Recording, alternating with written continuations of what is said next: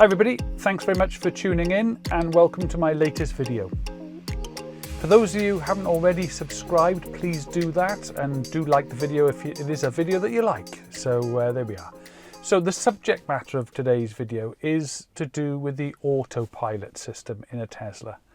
And I think that there's a few things to say about it before we actually go off in the car and test it. What is autopilot? For those of you who perhaps haven't got a Tesla, thinking of buying one, now there's a quick reminder, if you are thinking of buying one, please do make sure, early plug I know, but please do make sure that you use a referral code. You'll see mine in the description, but using a referral code if you're thinking of buying a Tesla means that you'll get 1,000 free Supercharger miles, and so will the person whose code you use. So I would be very grateful. Please feel free to use mine, it's in the description. But that's a bit of a no-brainer really. Okay, so if you're thinking of buying a Tesla and you want to understand a bit more, or you've got a Tesla and maybe don't use autopilot so much, hopefully you'll find this video useful. So what is autopilot? Well, all Tesla Model 3s come with a standard autopilot, which is included in the purchase price. It does have a monetary value because I read somewhere that in some foreign country, I can't remember which one it is, they're reducing the price of the Model 3 because of the tax benefits, and they're sort of opting to pay for autopilot on top. And the standard one that comes included in the Tesla Model 3s, I think in the rest of the world, it's going to be valued at about $4,000, I think. So, but anyway, any of you buying a Tesla in UK, in the US, or anywhere around the world really, autopilot standard does come with the car. There are two additional offerings that you can opt for. One, which is it was an offering, then it disappeared for a while. It's back now, so do check, because when you watch this video it might not be there.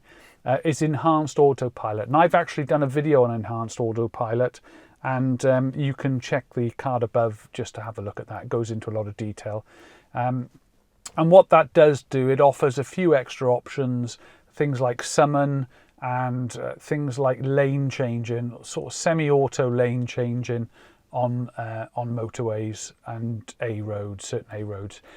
But you can watch that video to get a lot more detail on that. That as an option is in the UK is £3,400 at the time of this video. And in my review, when you watch it, I think my conclusion at the end was nice to have. Was it worth £3,400? I didn't think so. And so that's the first option. So standard comes included in the price of the Tesla. Enhanced autopilot is an option, £3,400.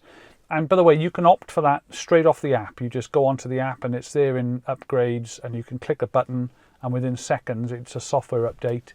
You'll have those facilities. Now and again, they do offer them for free for a couple of weeks, which is when I had it and was able to do my video.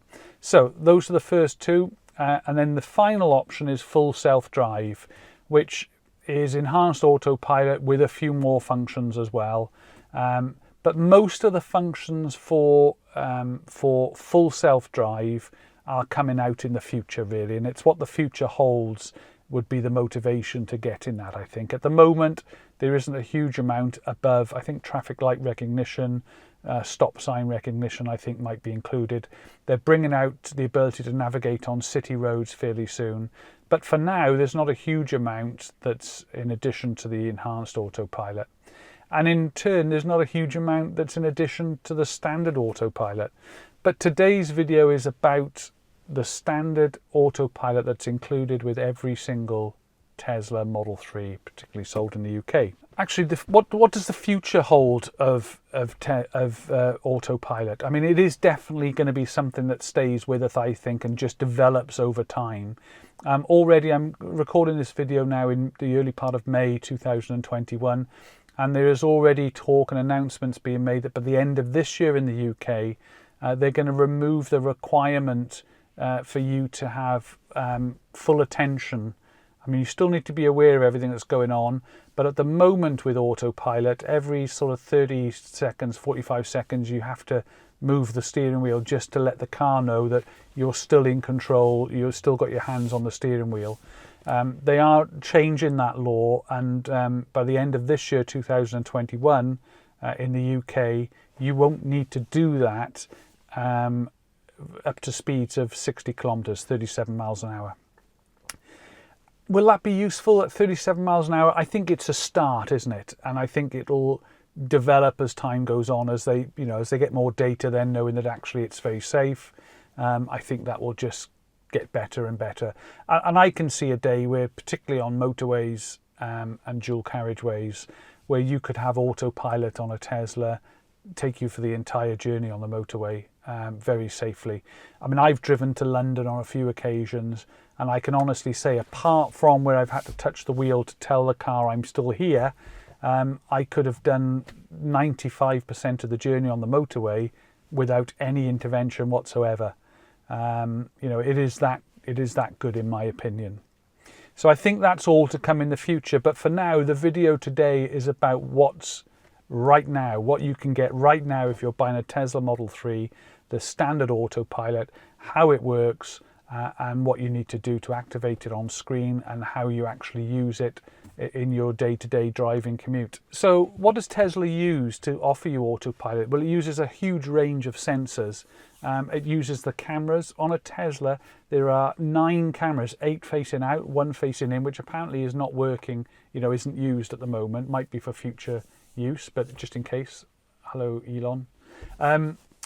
So it uses the 8 cameras. There are 3 at the front, just behind where the mirror attaches to the windscreen. There are 2 on the sort of front wings, on the indicator lights there on the front wings. There are 2, one each side in the B pillars, and then there's a rear camera as well. And so it uses the data from those 8 cameras to monitor everything around you. It's also got radar at the front and a series of ultrasound sensors and all that sort of stuff. It's loads of sensors, bucketfuls of sensors that basically give a visualization around you. But those do need to be calibrated. So when you get your car, you do need to make sure that you activate autopilot. And the way to do that is to hit the menu here. It's the quick start menu. It's the bottom right-hand corner. It's an image of a car. That's on a UK car, obviously. And you hit that, and then you come to autopilot. And obviously mine are switched on, but when you pick up a brand new Tesla, they won't be switched on by default. You do need to switch them on. Auto steer, it says that actually it's a beta still, but I mean, it's been that forever, so I don't really understand that. But when you do activate that for the first time, it will come up with a warning saying, you must maintain control, keep your hands on the steering wheel, etc. You just okay that, and then your auto steer function of autopilot is switched on. Underneath that, you'll see a full self-driving visualization preview. So what that means is that this car has the standard autopilot in it, and we've talked about that. But when you have full self-driving, you have a lot more visually displayed on this side of the screen. Things like traffic lights, and it shows you what light is on the traffic lights, road signs, other things like that. There's a much more of a visualization offered on this side of the screen if you've got full self-driving. What this option allows you to do is, even though you haven't got full self-driving, it will give you that additional visualization on the right-hand side of the screen in the UK. So I would definitely recommend that you activate that, because you're going to get a much better image on this side of the screen as you're driving around and as you're using autopilot as well. So those are the 2 settings that you need to look at. And as I say, make sure you do those when you pick up your new car, because you will need to calibrate for about 30 to 50 miles before autopilot's available for you to use. And you just do that the once, and that's it, done. I think we're ready to get out on the road and try a driving demo and see how it goes. I think what I'm going to do is to get on some A roads and also some dual carriageways, so you can see how we overtake, etc. So I'm going to start the car now, and we'll see how we get going. Don't look at this, thank you. Okay. So to start in the car, we just put it into drive on the stick there, on the right-hand stick, and we're ready to go.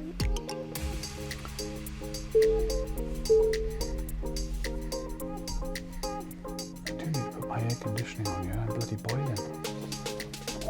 I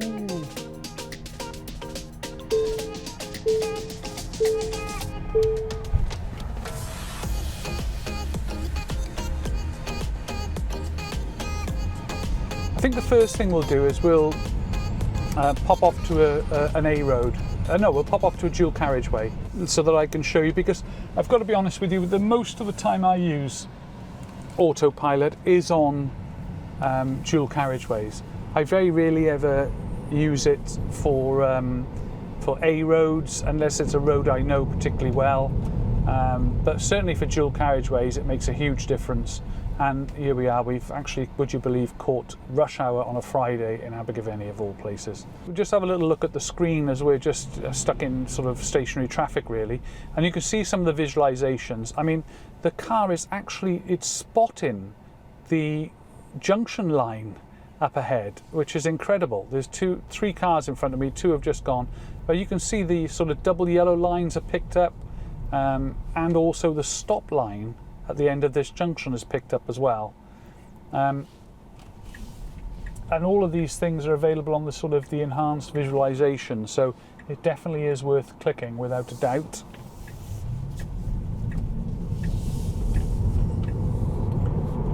Now, as you can see, as we're driving along as well, you can see that on this side of the info screen, you've got the speed at the moment, and that's, as well as GPS driven, that's also driven from road signs as well. So the car will actually read road signs and will set the speed on autopilot to that speed. And I'll show you an example of that when we go through some A roads later. You've also got this little steering wheel symbol, and that's a really important one for autopilot. So what that means is that if you've got that symbol showing, it means that you are able to activate autopilot, that it is capable of doing autopilot on this particular road.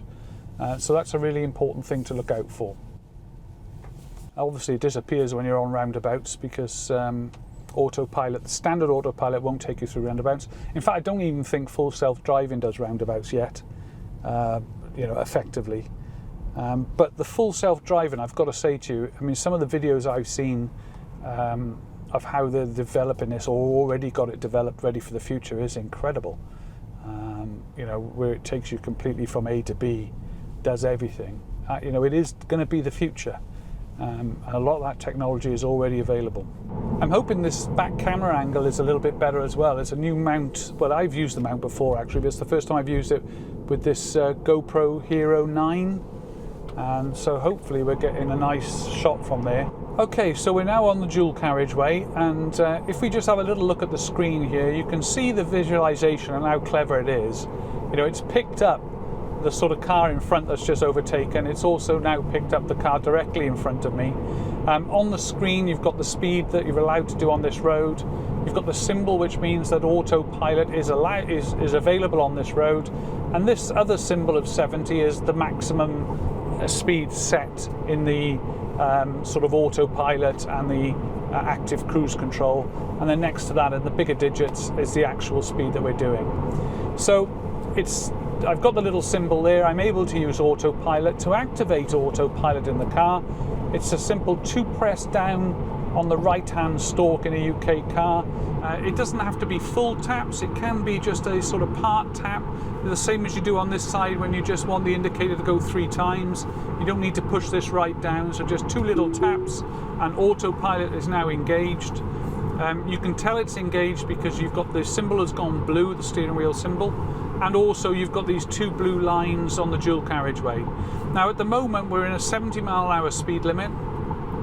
The car is currently travelling at 60 miles an hour because it's tracking the car in front. So the car in front is slightly darker grey on the screen. It's now tracking that car, and that slightly darker grey is the one that it's sort of tracking as part of its navigation system. But here we are on autopilot. You don't have to touch the steering wheel. They do recommend obviously that you do keep hold of the steering wheel, and the majority of the time my hands are either on the steering wheel or very close to it. You'll see on the screen that every now and again we get a warning come up And so if I don't touch the wheel for now, or apply very light pressure that's not registering with the system, then you'll see that a warning will come up by here. There it is. Apply slight turning force to the steering wheel. If you ignore that, it starts to flash a little bit blue above. If you ignore that, you will get an audio alert, which will start in a second. There it is. And then just a little tab on the steering wheel, just so it knows you're here. You don't have to force it. If you force it too much, you will disengage autopilot, and that light will flash and then go back to grey. But a little, just so it knows you're there, is all that's required for it to know you're still attentive, you're in control, you've got the steering wheel. But I do find myself, quite relaxed in this type of driving. It makes a long journey very enjoyable, very relaxing. That's how you engage autopilot, with the 2 pushes down. Some people I know don't tend to use autopilot. They're a little bit nervous about it. And I think when I first had it, I was a little bit nervous about it. But actually, once you get used to it, it really is incredible and really does help you have very relaxing journeys.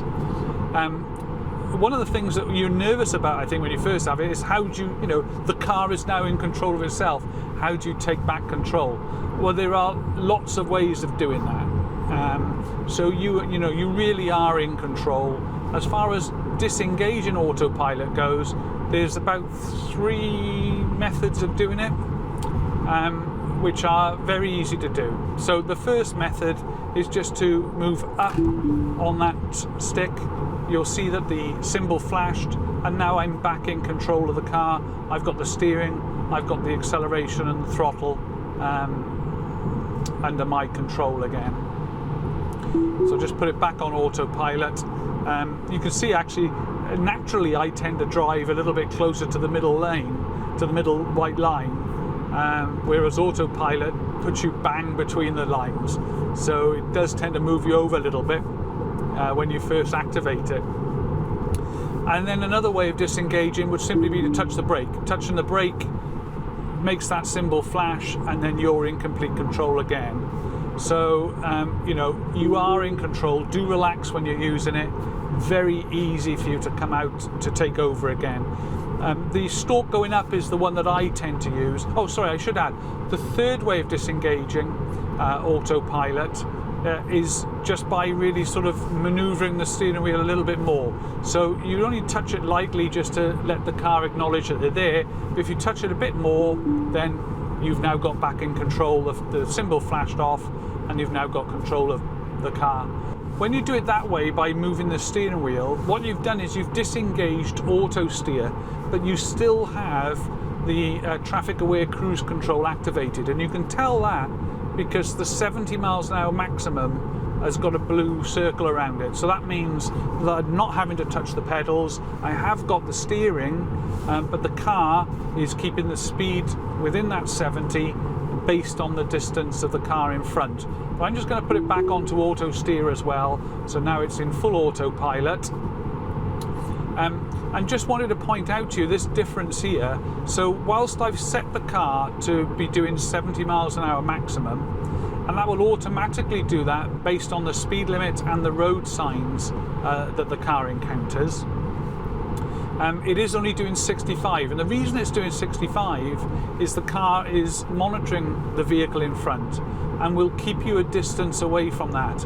And you can adjust that distance by using the right hand scroll wheel on the steering wheel, and just by moving it right and left. So you can see at the moment I'm set to 4 car differences, but I can reduce that down to 3, down to 2, down to 1 if I want to. I prefer to leave it at a reasonable distance, at about 4. That's the one I'm more comfortable with.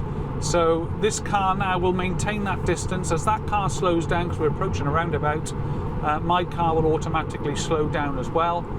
So I'm currently touching nothing. The car is steering, and the car is maintaining the distance from the vehicle in front. And you can see it slowing down now a tad. I'm now going to take over for this roundabout. So just one little click up on the stalk, and I'm now in full control of the car. I'm just going to turn around and go back down this dual carriageway.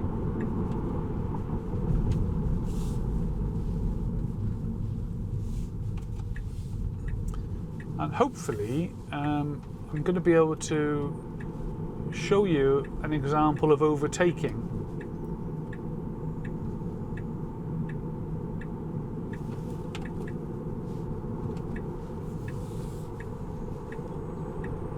Okay, so back on the dual carriageway, symbol has appeared, double click and we're back on autopilot. It'll just maintain, now it'll increase speed up to 70 until, based on what the vehicle in front is doing. But I did want to show you what you need to do to overtake. So we're on a dual carriageway here, the vehicle in front is doing about 66 miles an hour. I'm set to maximum of 70. I'm going to actually move that up a little bit. You can increase the speed that you're doing on the sort of cruise control part of autopilot on this right hand mouse wheel again in the UK. One little click takes it to 71, one little click takes it to 72. I'll just take it back down to 70, and if you do a sort of fast swipe, it jumps up in jumps of 5, so 75, 80. So I'm going to leave it on 75 and show you how we actually overtake on autopilot. Now this does vary depending on which version of autopilot you've got, whether you've got the standard one that I've got here or whether you've got the enhanced autopilot. And if you take a look at the card above, you'll be able to go and see my video on the enhanced autopilot and it'll actually show you the differences. But right now for this car, for standard autopilot, the way that we would overtake is simply, and there's a few ways of doing this. You can obviously just pop up the stalk, which disengages autopilot, indicator on, move into the overtake lane, and I'm in complete control now of the car. Indicate back in, and as soon as you get back into that lane, double tap, only a half tap again, and I'm back on autopilot. So that's one way of doing it. So the second way of disengaging auto steer and being able to overtake is to simply do that sort of break the steering wheel maneuver that I told you about. And we're going to have to do it here now in a second because this car is slowing down for some reason. Here we are, we're down to 66 now. Let this one go by. You can see the car's slowing down for me. So I can indicate and I can actually break that away. The car is still on cruise control and will now start to increase. But it's quite a nasty maneuver. You sort of got to break the auto steer and it's not very refined at all. But it does bring you out into the next lane.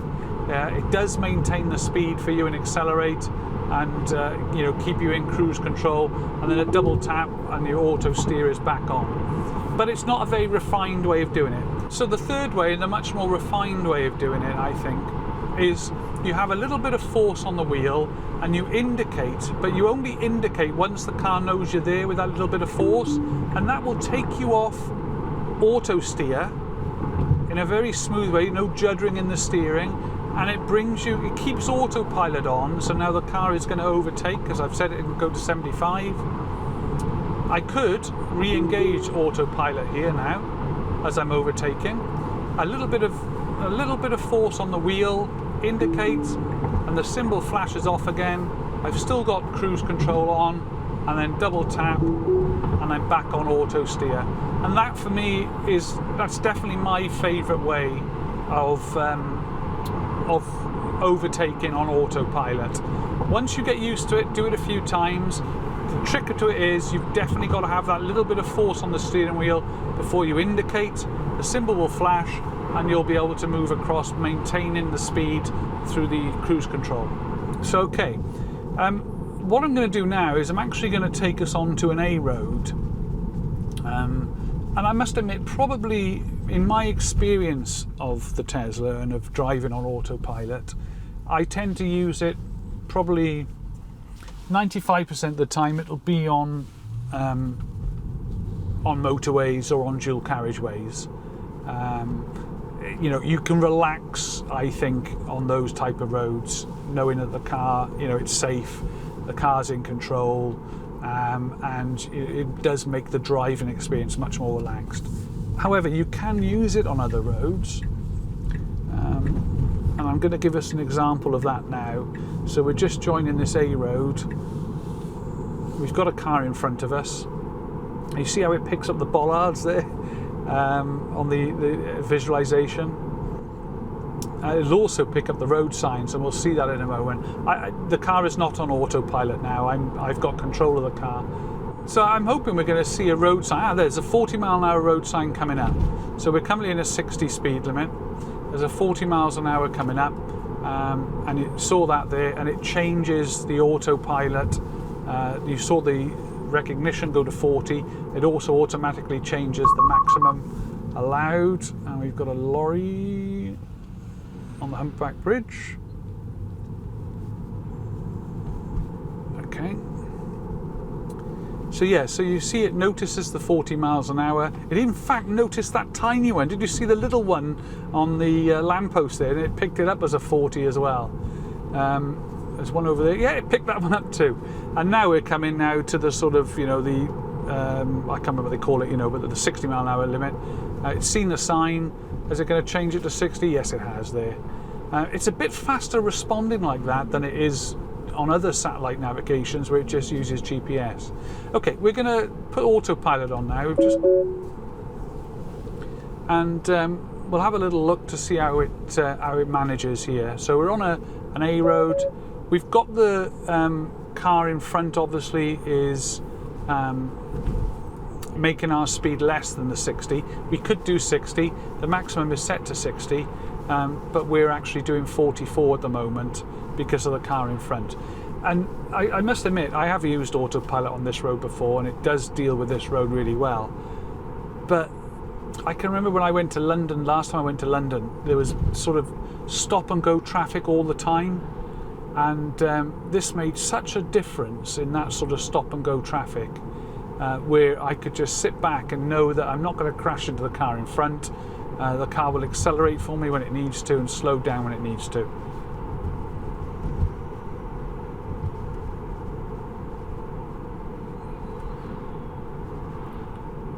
Everybody's trying to overtake a tow truck up ahead, so that'll be interesting. Oh, and this guy's turning. It did brake quite aggressively for that guy turning, actually. So I sort of took over and just put my foot on the throttle a little bit.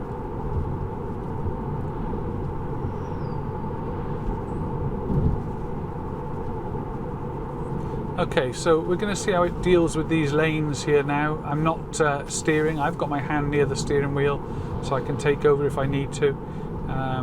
But these are quite twisty roads coming up ahead, going through a 40 mile an hour speed limit. The 40 mile an hour speed limit kicks in just up ahead, so hopefully we'll see the symbols on the satellite navigation change to 40. And the sign is just coming up ahead. We should see it appear here. Hopefully, there it is, 40 there. And there we are, the maximum has switched over to 40. So now autopilot now will not let me go above 40. So it's automatically selected that speed. And if the car in front was doing 55 now, we'd still be doing 40. Interestingly, that tow truck up ahead is towing a Nissan Leaf. So there's a little bit of irony there. I don't know, there we are. Maybe it's gone out of battery, run out of power.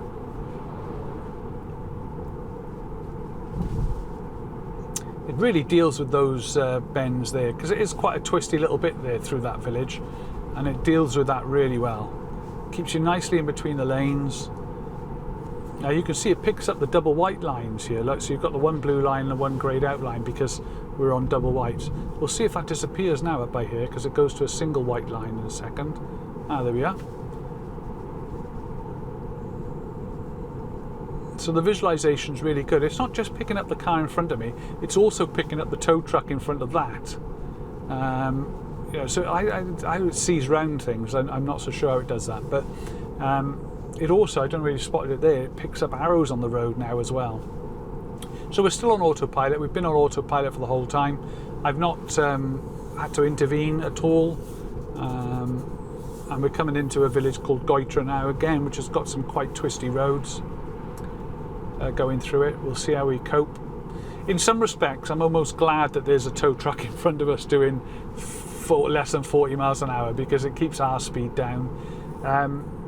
You can adjust the speed downwards as well, as I showed you earlier with this right mouse wheel, right steering wheel button. And sometimes you do need to do that, because right now, you know, we're in a 60 zone. I wouldn't be massively comfortable driving this road at 60 myself. I'd probably be around 50, 52, something like that. But you can adjust that, so you don't have to stick with that speed. Even if it's saying it's a 60, you can bring that down to whatever you want, you know. So you could bring it down to 50, and now the car won't go faster than 50. And obviously at the moment we're only doing 37 because the vehicle's in front. So I think that can probably do it for this video. I don't know how long it's been. I bet it's been at least half an hour, I suspect. But hopefully you've got a really good understanding of Autopilot, how it works, the benefits of it, even within the standard Autopilot that comes with the Tesla Model 3. For any of you thinking of buying a Tesla Model 3, I would definitely recommend that you do use Autopilot. Get used to it. Use it on dual carriageways and motorways first, just so you get used to it. But you'll have a lot of fun with it. Make sure you're just maintaining control, and it won't be long before you'll be happy to let it do the majority of the driving. You know, you're always there, you're always aware, but the car can make it a much more relaxing journey, because it tends to take over the sort of tedious parts of a long journey. So I hope you've enjoyed the video. Please remember, if you are buying a Tesla, please do make sure you use a referral code. You can use anybody's referral code. You'll get 1,000 free Supercharger miles, and so will the person whose code you use. Please do use mine. That's my little plug, selfless plug. It's in the description below. I'd be very much appreciated if you could use that code. It helps me run the channel.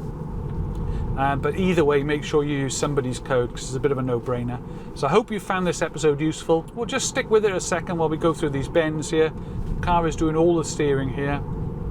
I haven't done any of the steering since we left Llanellan, which is about 4 or 5 miles back that way.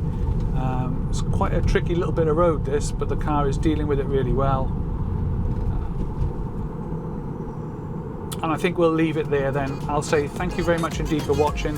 Please do like and subscribe. And as always, I'll catch you next time.